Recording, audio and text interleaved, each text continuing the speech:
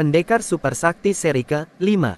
Lontar 8 bintang langit. Sementara itu, Ayaka segera mengumpulkan buntalan dan barang-barangnya. Lalu malam itu juga ia pacu kudanya secepat-cepatnya. Sampai keesokan harinya setelah matahari timbul, ia tidak menghentikan kudanya dan berlari terus. Sambil melarikan kudanya, Dara ini merasa heran sekali. Ia tidak mengerti bagaimana pencuri itu tahu bahwa ia membawa Mandau Jubata dan tidak tahu pula bagaimana Kiwak tiba-tiba bisa di situ pula. Sebenarnya pencuri itu adalah seorang anggota dari sebuah perserikatan pencuri dan pencopet yang bernama Perkumpulan Tangan Seribu. Perkumpulan ini telah terkenal sekali dan mempunyai cabang-cabang yang meluas sampai di mana-mana dan hampir di tiap kota dalam wilayah Honta terdapat cabangnya. Oleh karena perkumpulan ini mempunyai banyak sekali mata-mata yang tajam sekali pandangan dan pendengarannya, maka tidak heran bahwa mereka mengetahui adanya seorang pemuda sastrawan membawa-bawa sebatang parang kerajaan yang sangat berharga. Maka seorang yang dianggap cukup tinggi kepandaiannya, yakni si Kate yang bernama Tapte dan berjuluk Malaikat Kate, mendapat tugas untuk mencuri parang itu. Juga di pihak raja yang telah mengungsi kekuatan, tidak tinggal diam karena hilangnya parang pusaka Mandau Jubata, maka raja mengutus beberapa orang tumenggung yang pandai untuk mencari dan merampas kembali Mandau Jubata. Para tumenggung ini telah mendengar akan tertawannya Lawakar dan kaburnya Ayaka, maka mereka dapat menduga bahwa parang itu tentu dibawa oleh gadis putri Raden itu. Akhirnya mata Kiwak yang tajam dapat melihat Ayaka di kota itu. Diam-diam ketika Ayaka berjalan-jalan, ia lalu memasuki kamar gadis itu dan menggeledah. Akan tetapi ia tidak mendapatkan parang itu. Dengan sabar ia menanti dan ketika pada malam hari itu ia hendak menyerbu ke kamar Ayaka, ternyata ia telah didahului oleh si Kate Tapte hingga mereka lalu bertempur. Setelah melihat betapa parang itu terjatuh ke dalam tangan Ayaka kembali, Tapte juga berpikir bahwa mudah baginya untuk mencuri parang itu kembali dari tangan Ayaka daripada dari tangan tumenggung yang tangguh ini, maka ia pun lalu melompat pergi karena ia anggap tidak ada perlunya bertempur lebih lama dengan tumenggung itu karena barang yang diperebutkan telah dibawa pergi orang lain. Demikianlah parang Mandau Jubata masih dapat berada dalam tangan Ayaka. Dalam hal ini adalah karena kebetulan saja. Kalau saja Tapte dan Kiwak tidak datang pada waktu yang sama, tentu Ayaka takkan mampu mempertahankan parang itu. Karena baik Tapte maupun Kiwak, keduanya memiliki kepandaian yang lebih tinggi daripadanya. Tanpa berhenti, kecuali kalau kudanya sudah lelah sekali atau kalau rasa lapar di perutnya sudah tak dapat ditahan lagi, Ayaka memacu kudanya menuju kota Nandanu untuk mencari keluarga Yasa. Dahulu saudagar Yasa ini pernah tinggal di kota raja, maka ia mempunyai banyak kenalan para pembesar di situ, dan di antaranya, yang paling akrab adalah Raden Lawakar. Kedua orang ini saling mengenal dengan baik dan pergaulan mereka demikian akrab hingga akhirnya mereka lalu mempertunangkan anak tunggal mereka yang ketika itu masih kecil. Lawakar hanya mempunyai seorang anak perempuan, yakni Ayaka, sedangkan saudagar Yasa pun hanya mempunyai seorang anak laki-laki yang bernama Lagan Jatan. Lagan Jatan lebih tua setahun dari Ayaka dan pemuda ini berbadan tegap dan gagah serta bermuka tampan. Semenjak kecil, Lagan Jatan telah mempelajari ilmu kesusastraan hingga dalam usia 15 tahun sebelum kerajaan Kutai Martapura roboh.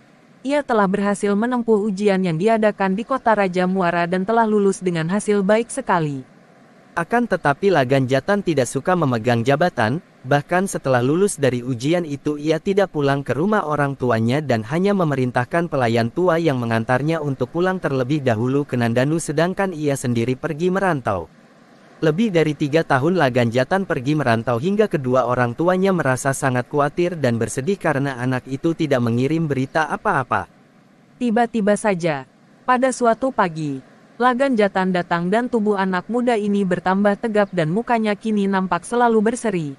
Akan tetapi sikapnya lemah lembut seperti dulu. Tentu saja kedua orang tuanya merasa girang sekali dan kedatangan pemuda ini disambut dengan sebuah pesta yang meriah. Lagan Jatan memiliki pengertian sastra yang luas dan pemuda ini paling suka membaca lontar-lontar sejarah para kesatria di zaman dahulu. Oleh karena saudagar Yasa sangat sayang kepada puteranya dan suka melihat puteranya membaca lontar-lontar untuk menambah pengetahuannya, maka orang tua ini telah membeli banyak sekali lontar-lontar kuno hingga semenjak kecil Lagan Jatan sudah biasa membaca kumpulan lontar sejarah dan filsafat kuno yang jarang dimiliki atau dibaca orang. Di dalam kamar anak muda ini terdapat berpeti-peti lontar-lontar kuno yang tak ternilai harganya. Di antara kumpulan lontar kuno yang sudah lapuk dan kuning itu, terdapat sebuah kumpulan lontar kuno yang dibeli oleh saudagar Yasa dengan perantaraan seorang pelayan dari dalam sebuah kuil tua.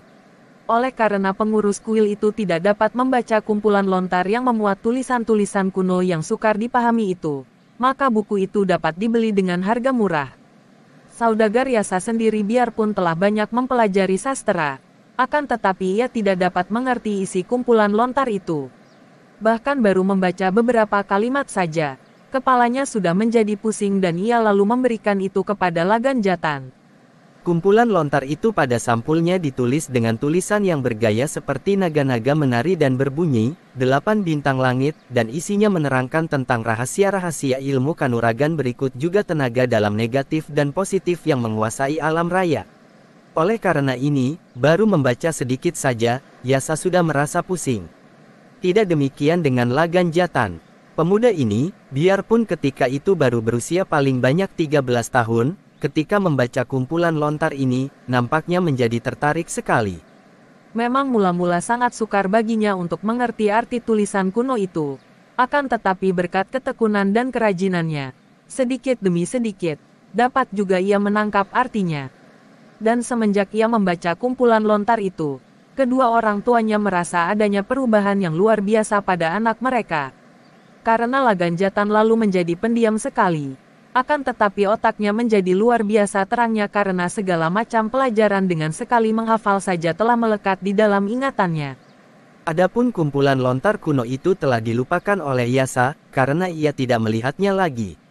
Ia tidak tahu bahwa Lagan Jatan telah menyembunyikan kumpulan lontar itu dan sama sekali ia tak pernah menyangka bahwa tiap malam, setelah semua orang tidur pulas, anak itu mengeluarkan kumpulan lontar kuno yang lapuk itu dan membacanya sampai lewat tengah malam.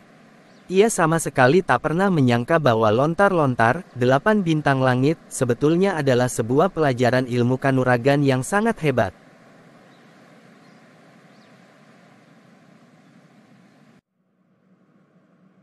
Nah, sampai di sini ya. Sekian dulu, nantikan lanjutannya seri ke-6 Pendekar Super Sakti di channel ini. Terima kasih banget dukungannya. Subscribe, like, komen, lonceng, share, waktu dan kunjungan maupun kontribusinya selama ini. Sampai jumpa lagi ya.